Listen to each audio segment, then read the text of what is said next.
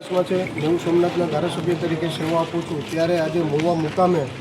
જે નવનીતભાઈ ઉપર અંદાજિત 3 દિવસ પહેલાં જે હુમલો થયેલો હતો અને નવનીતભાઈને ઉપર ખૂબ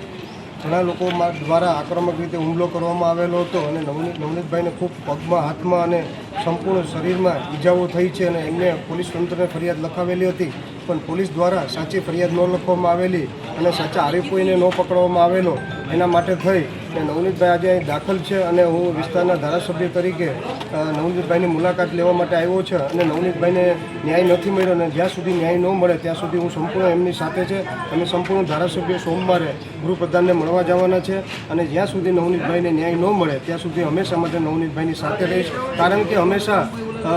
કોઈ પણ ગુનેગાર હોય, જે પણ જ્ઞાતિનો હોય, એ અમારી જ્ઞાતિનો હોય કે કોઈ પણ જ્ઞાતિનો ગુનેગાર હોય, એનું કોઈ ધર્મ ન હોય અને ગુનેગાર હંમેશા ગુનાની પ્રવૃત્તિ સાથે જ જોડાયેલા હોય છે. એટલે ગુનેગારનું કોઈ ધર્મ ન હોય ને કોઈ જ્ઞાતિ નહીં હોતી હોય છે. એટલે ગુનેગાર હોય છે અને જે પણ જ્ઞાતિનો ગુનેગાર હોય હંમેશા ગુનેગાર ગુનો કરતો હોય ત્યારે જેની ઉપર અન્યાય થતો હોય હંમેશા મેં જેને ન્યાય માટે થઈને જેની ઉપર અન્યાય થતો હોય એને ન્યાય મળે એની સાથે હું હંમેશા માટે રહ્યો છે અને રહેવાનું છું. ઓકે.